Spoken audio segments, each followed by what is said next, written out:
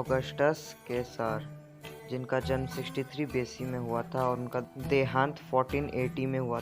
इनका जन्म ऑक्टेवियन शहर में हुआ था और वो जूलियस केसर के भाई थे। ये रोमन एम्परर थे और रोमन एम्पायर के फाउंडर थे। इन्होंने अपने एम्पायर को छोटे छोटे एम्पायर्स के साथ जोड़ के थाउजेंड्स में पूरा बना लिया था। इनका नाम ऑगस्टस, जिसका मतलब होता है बहुत ही शक्तिशाली और सबसे ऊंचे पद वाला आदमी।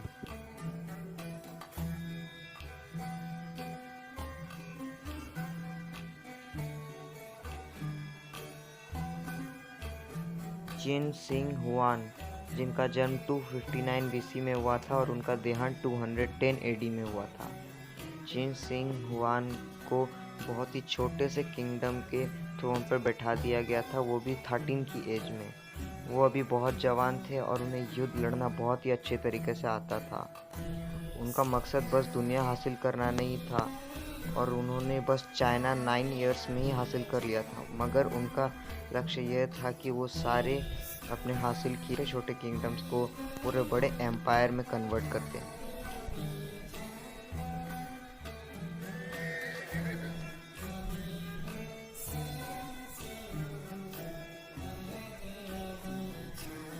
साइरस द ग्रेट, जिनका जन्म 580 बीसी में हुआ था और उनका देहांत 529 बीसी में हो गया था। साइरस द ग्रेट को साइरस सेकंड के नाम से भी बुलाया जाता है।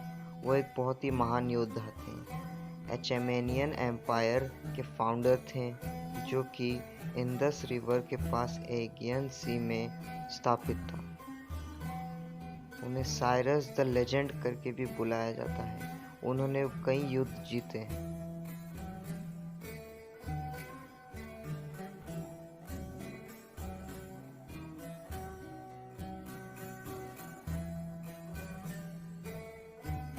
अशोका द ग्रेट, जिनका जन्म 304 बीसी में हुआ था, उनका देहांत 232 बीसी में हो गया था।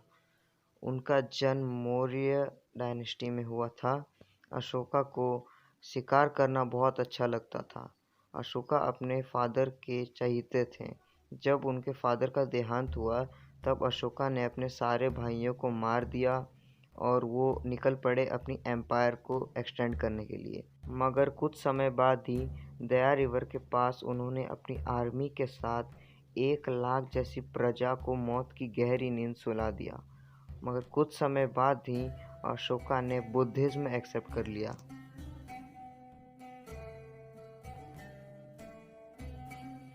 फ़ारो थटमोस III, जिनका जन्म 1479 बीसी में हुआ था और उनका देहांत 1425 बीसी में हो गया था। थटमोस III 6th फ़ारो थे और 18th डायनेस्टी के रूलर थे। थटमोस III ने इजिप्ट पर कम से कम 54 ईयर्स तक रूल किया। उनका रूलिंग डेट होता है 28 अप्रैल 1479 बीसी से लेके 11 मार्च 1425 बीसी तक। उन्होंने 2 साल की उम्र से शासन चालू किया और 56 की एज में उनका देहांत हो गया।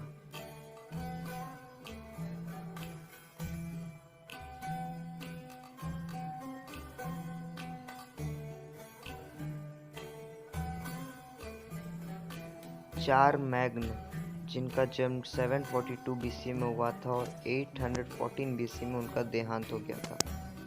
उन्हें चार्ल्स द ग्रेट के नाम से भी जाना जाता है। उन्होंने फ्रांस में रूल किया था और कुछ समय बाद यूरोपियन एम्पायर में रूल किया और कुछ समय बाद इटली के कुछ एरियाज में रूल किया था।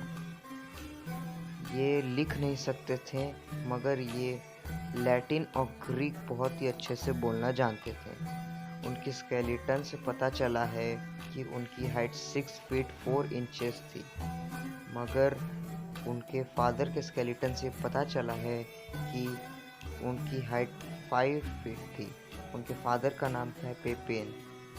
चार्ल्स मैग्न का फर्स्ट फाइट हुआ 27 की एज में।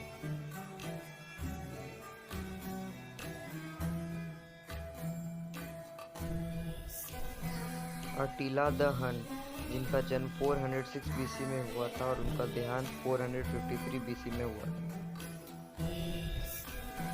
उन्होंने 434 में रूलिंग चालू किया था अपने एक छोटे से कबीले के साथ मार्च 453 तक उनके देहांत तक। इसके अलावा वो एक ट्राइबल एम्पायर के भी लीडर थे और उस एम्पायर में भी सिर्फ हंस ही भरे हुए थे और वो एम्पायर ईस्टर्न यूरोप के तरफ।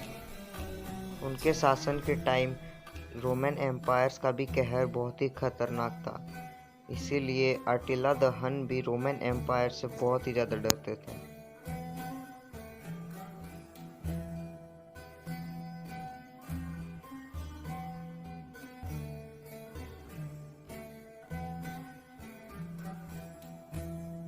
तैमरलैन, जिनका जन्म 1336 बीसी में हुआ था और उनका देहांत 1405 बीसी में हुआ था। तेमरलंग उज़्बेकिस्तान में पैदा हुए थे, जो आज काबुल से करीब 400 माइल्स दूर है। उन्हें बचपन से ही नेतागिरी करने में यानी कि पॉलिटिक्स में बहुत ही ज़्यादा दिलचस्पी थी। वो बचपन से ही बहुत ज़्यादा अक्लमंद थे। उन्हें कम से कम 3 लैंग्वेजेस बोलने आते थे। अलेक्जेंडर द ग्रेट, जिनका जन्म 356 बीसी में हुआ था और उनका देहांत 323 बीसी में हुआ था। अलेक्जेंडर थर्ड को जनरली अलेक्जेंडर द ग्रेट के नाम से ही पुकारा जाता है। वो एक ऐतिहासिक किंगडम मैसेडोन में राज करते थे और वो एर्किड डायनेस्टी में भी मेंबर थे।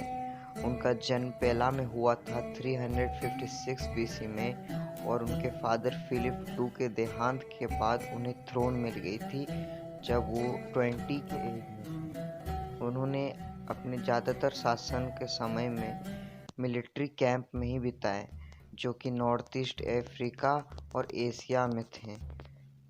मगर जब वो 30 साल के हो गए, उन्होंने अपना खुद का एम्पायर बनाया और कुछ समय बाद ही वो वर्ल्ड के लार्जेस्ट एम्पायर में गिने जाने लगे।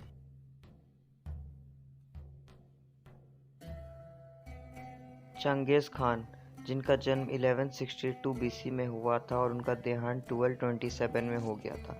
उनका असली नाम तेमुजिन था और उनका जन्म बोर्जिगिन में हुआ था। जब उनका जन्म हुआ था, उनके हाथ में एक खून का निशान था, जिसे देखकर वहाँ पर के सारे लोग ने बता दिया था कि इनके तलवार में कभी ना कभी किसी न किसी का खून लगा रहेगा और ये बहुत बड़े एम्परर बनेंगे। चंगेज़ खान पहले ग्रेट खान थे और मंगल एम्पायर के फाउंडर थे। कुछ समय बाद ही उन्होंने अपने फादर के दिए गए छोटे छोटे एम्पायर्स को जोड़ के वो मंगल एम्पायर बहुत ही बड़ा कर लिया। और 1227 में जब उनका देहांत हो गया, उसके बाद से उनकी कब्र कोई नहीं खोज पाया।